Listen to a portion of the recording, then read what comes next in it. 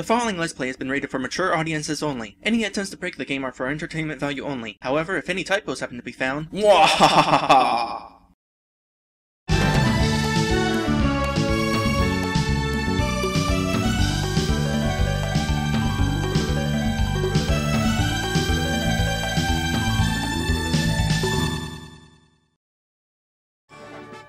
Hello everyone! Welcome back to this game! The reason I am over here is because I wanted to test something and I just wound up glitching those guys. Not exactly the glitch I was looking for when I came over here. How does that work? I mean, they don't seem to have any trouble running into other things, so... I don't get it. Alright, I'm gonna leave this room and come back, and then I'll do the thing that I came here to do. The thing I came here to do is I want to find out what happens if I just stand still and let them wail on me. We'll find out here in a moment. 75, 90... Aha! I knew it! I now know how game overs work in this game. And why they glitch. And there we go. We got the game over working properly there. So I'm just gonna load back up the where I'm currently at, which is actually Sovrano. I'm not.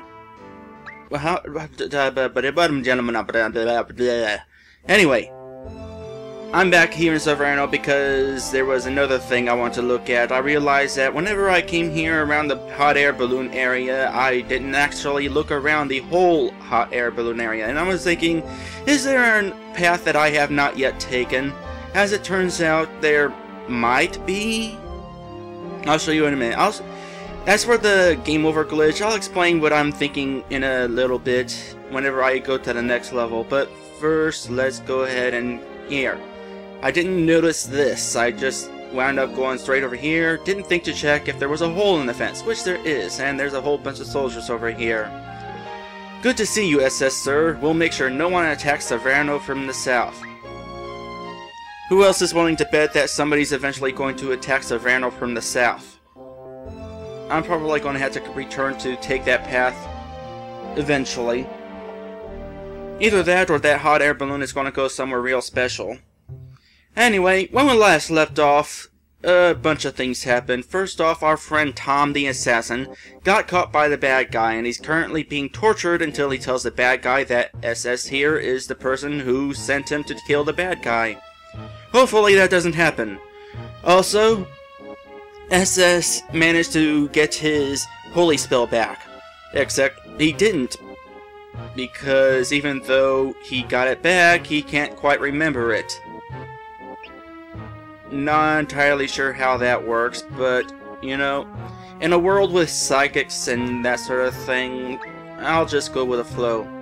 Anyway, the next task that we are going to be doing is going this way, where the invisible wall was, which is no longer an invisible wall, but a field of sparklies, because we're going to go after the Dante family, because it turns out the Dante family is helping the bad guy. So we're going to kill them for their treachery. Oh. I have good news, Vega. Yojimbo has just come back. He says he finally found that artifact you wanted. You know, the one you said would give you dominion over death or something like that. Well, that's not good. Yes, the legends say it has the power to restore flesh to those who have fallen. Huh. Actually, that sounds less bad than the whole dominion over death thing. But it might result in some bad news. You know, Vega might wind up resurrecting somebody who is even more powerful than him. Which would definitely be bad. Well, Yojimbo says it's located in some shrine in the desert east of Talus. He'll be able to tell you more. I'm no good with the details. Perfect. Let's begin organizing the expedition. We'll want to take a legion of Talus soldiers with us, and tell Carlo Dante about this too. His men will also be useful. And that is how we're going to wind up finding out about this, or rather, how SS is going to wind up finding about this. He'll probably overhear some conversation. Either that, or the head of the Dante family will wind up bragging about it. Yeah, of course. Listen, Vega. I don't want to bring this up again, cause I know how angry it makes you, but... You know...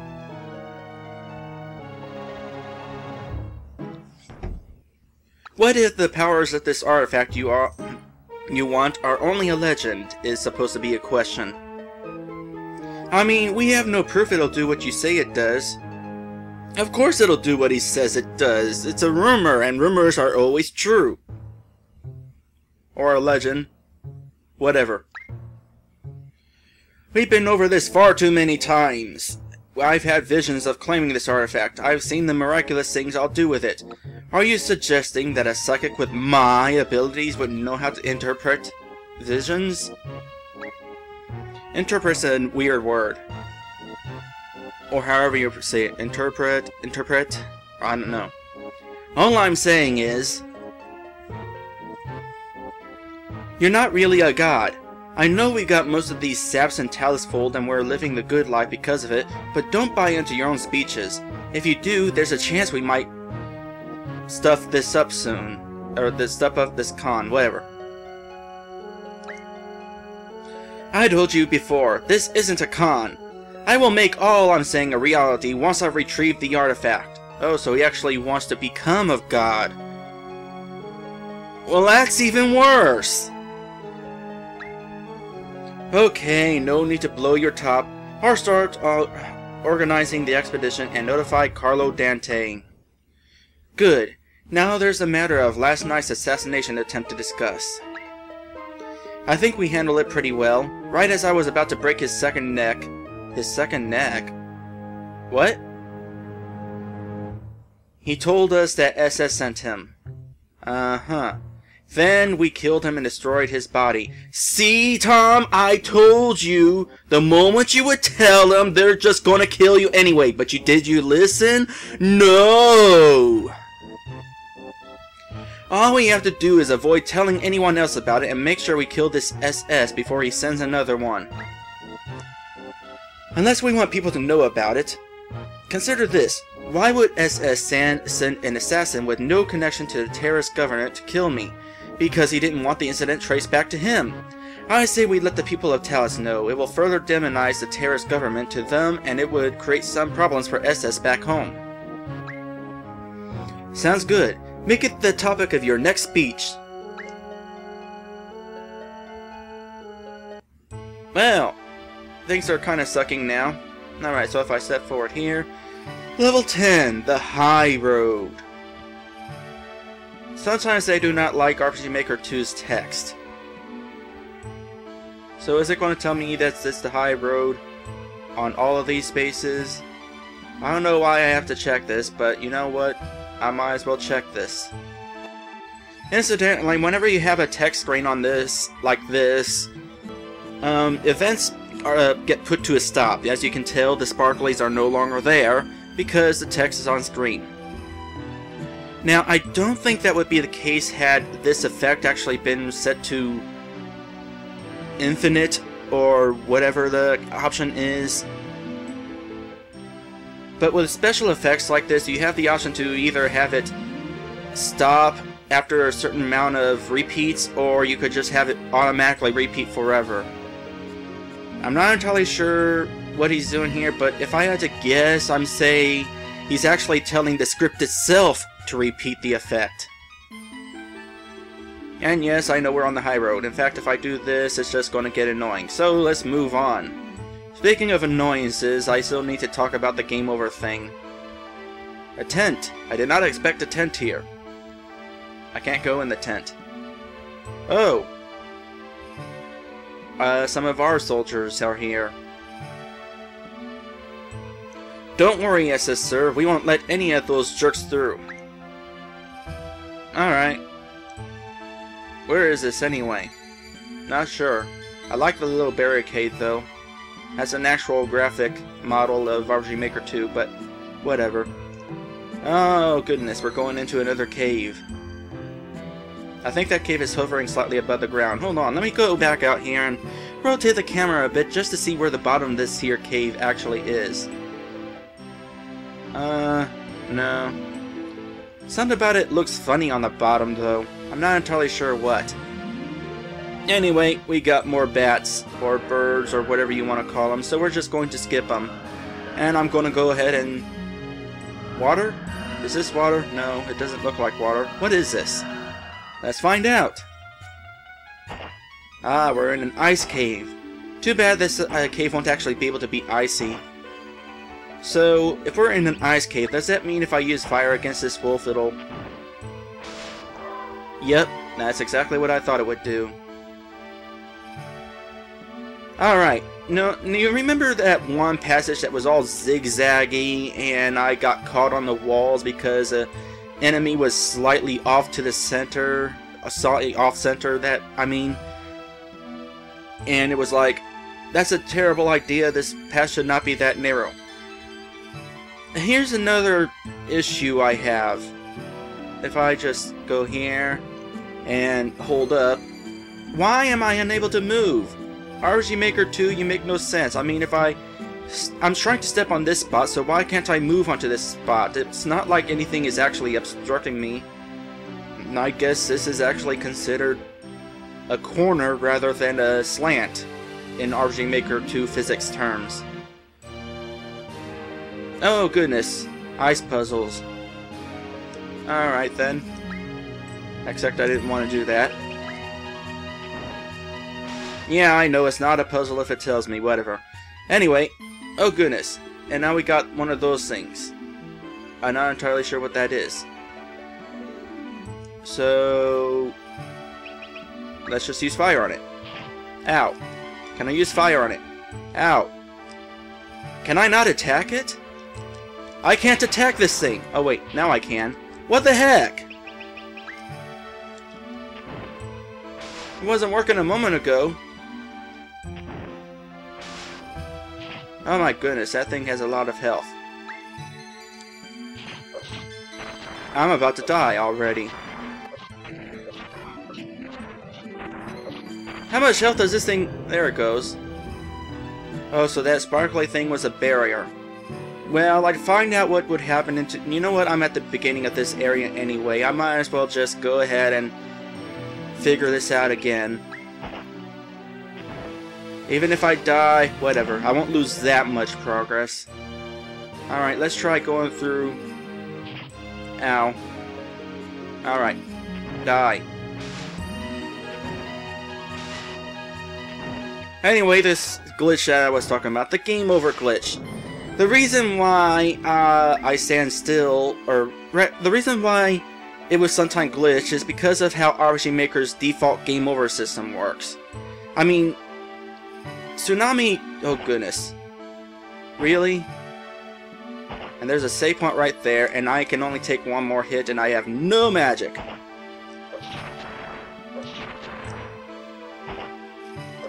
Alright, I got this. Alright, so Tsunami obviously tweaked the game over system a little, but it's still using the default way as getting a game over in RPG Maker 2. Oh, look at how far I am, 40%. And the default way, either you get a game over whenever you die in battle, or you get a game over if you take a step while your health is 0. And that is why the game over system is glitching. If I'm standing still at the time when I get a game over, it does not register, because as far as RPG Maker 2 is concerned, I'm not dead until I try moving. I don't know why that is. I don't know why it doesn't register instantaneously. My guess is the game over system works kind of like poison, where it's like how poison is triggered if you I'm trying to explain this, and my mind is all muddled here. You know how poison is. You take a step, you take damage. And my guess is RPG Maker 2's death system works the same way as poison. You take a step and, oh wait, your health is 0. Game over. And it's kind of weird that it does that, but that's why the game over system is glitchy, because if I'm standing still at the time, well, that's what happens. Oh goodness. Oh, I almost walked into a pit, didn't I? Oh, I need to not move. I mean, I need to move. Slowly. Okay, this is a... Ow. Or rather, not really ow. I mean, I'd assume I'm going to get an ow eventually, but eventually, no. But that brings another thing with the game over system. First off, I gotta find out is everything's back to full. Alright, so the other thing I want to discuss here, the way that the screen blackens or sometimes not blackens. The reason the screen blackens whenever an enemy kills me is because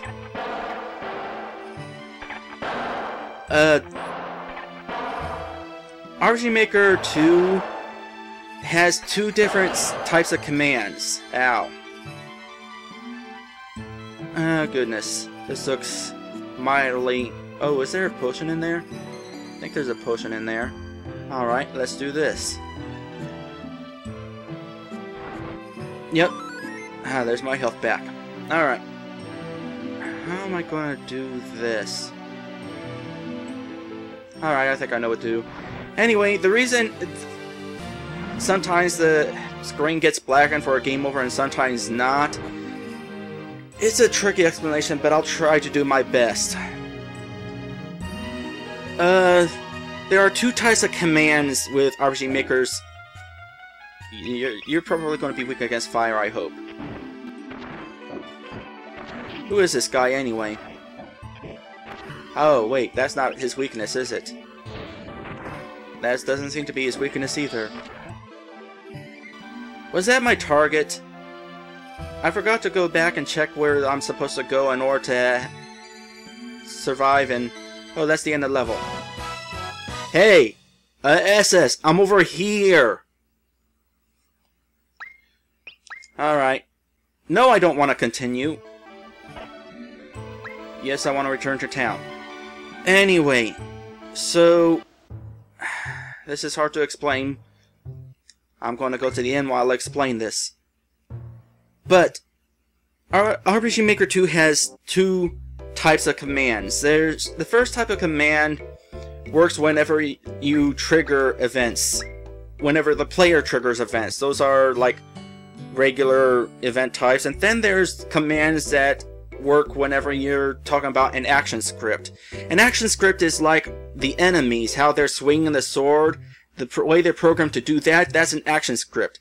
The difference is action scripts run while the player is able to do stuff, like walk around, and trigger scripts halt the game. Like if I talk to this person, I can't do anything until I finish talking to him.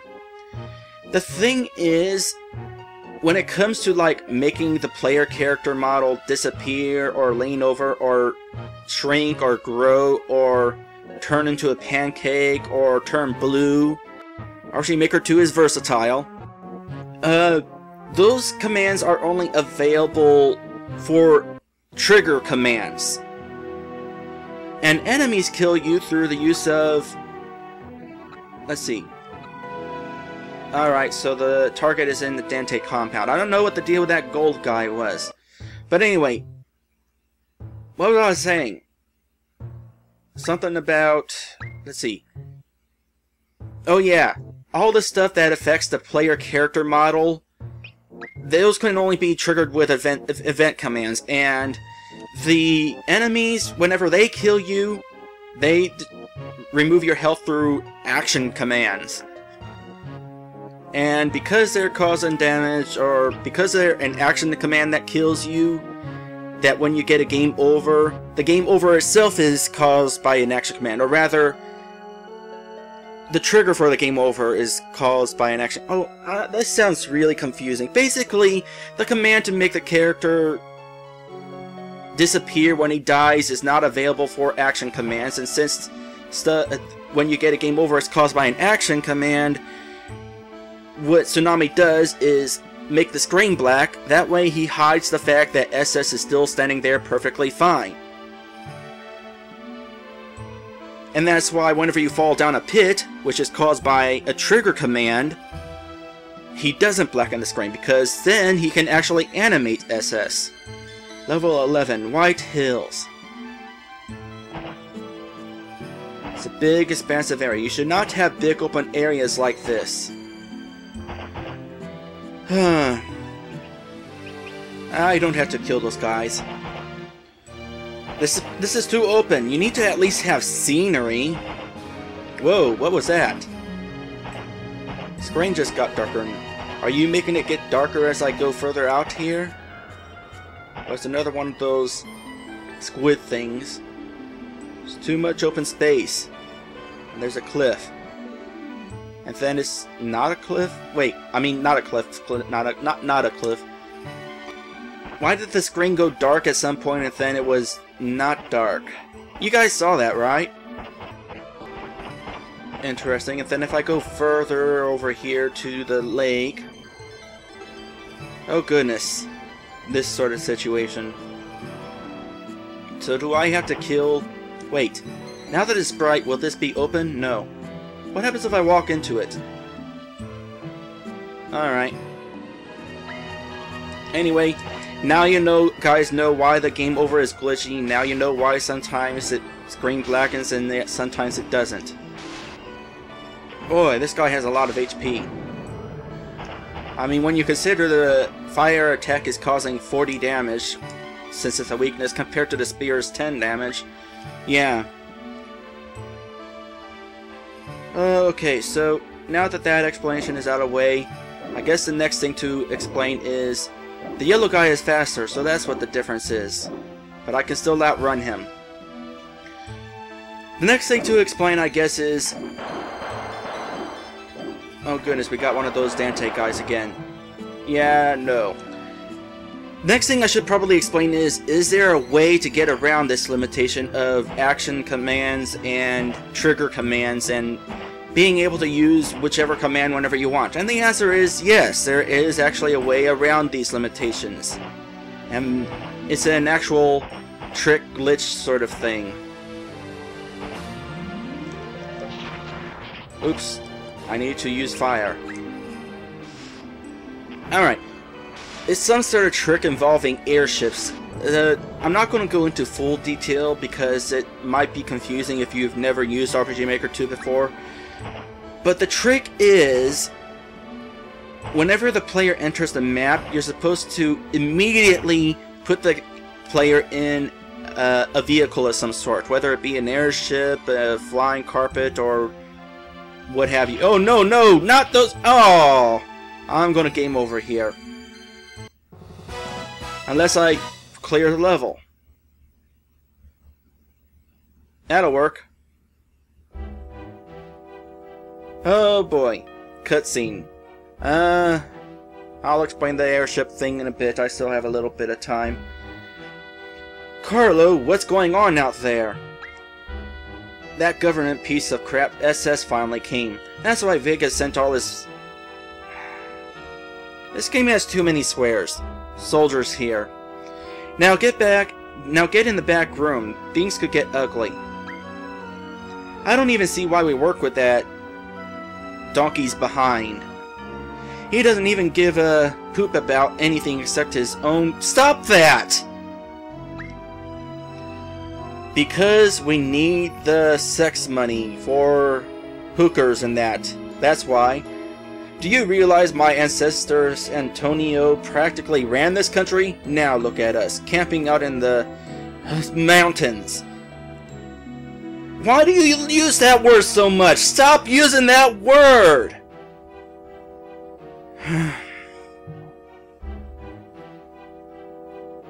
Do you... No, seriously. It's why? Why?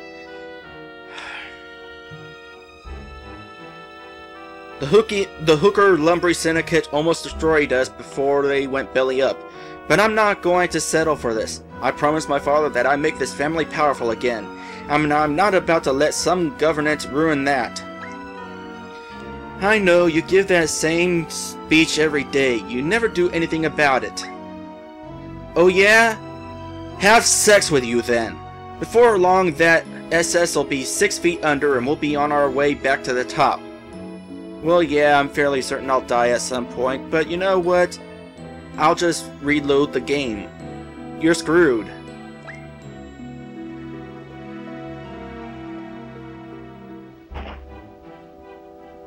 And then we start off here. Level 12.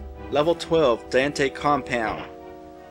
And you know what? I'm going to go back to town and rest at the inn, because I'm willing to bet none of these places are the inn. And besides, we don't want to start this place until the next episode. Anyway, to get around the glitches, or to get around the limitations with trigger commands and action commands, the idea is whenever the player enters the map, immediately put them into some sort of vehicle. And in that script where you put the character in the vehicle, also call up some other scripts where you can do whatever, like a script where it's triggered if you get a game over, or a script where you want to control the character's animations, or what have you. And have those scripts set to loop, and meanwhile, in the original script where you put in the airship, just keep putting the player back into the airship every time the player tries to get out of it. And as long as that script doesn't end, the other scripts won't end. And those other scripts could be trigger commands, have trigger commands, and that is how you can have trigger commands activate anytime. That's a simple explanation out of it anyway. Basically, put the player in a vehicle and run some other scripts alongside the vehicle and just make sure they don't get out of the vehicle. That way the scripts continue running. Because otherwise, if the player gets out of the vehicle and is not put back in, the script will end, and so will all the other scripts along with it. Part of the disappointment here, along with this being Tsunami's 5th RPG Maker 2 game, the vehicle trick had already been around for a little while by this point, so whenever I was going to start up this game, I was certain that Tsunami would be using that trick. So you could do a whole lot more with that trick, like, you know, have game overs that function properly. So that's part of the disappointment. But I really shouldn't judge what's not there. Oh, what else is there? I think that's pretty much it. There's actually one other thing I wanted to mention, but at this very moment I cannot remember what it was. So give me a moment to take a drink and I'll figure it out maybe in a moment. Okay, I remembered what the other thing was. The downside to the vehicle trick. So, let's see, here I am walking, and if I hold circle, I'm running. Or at least walking at double speed. As it so happens, the button to get out of the vehicle is also circle. So, whenever you're using this trick, you're going to have this situation where you can't actually run. You'll always be moving at the same speed, and pressing circle will just result in nothing happening, because what the script will do is just put you back in the vehicle, since circle button gets you out of the vehicle. So, yeah, that is a downside to the vehicle trick.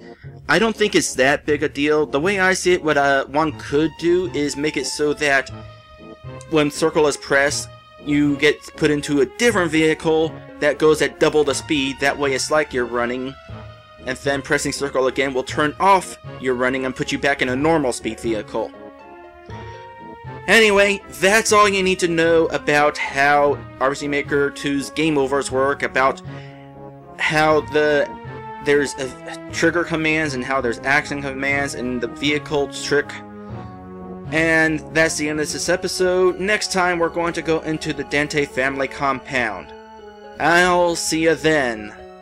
My gosh, that was all confusing. I really hope you guys understood all that.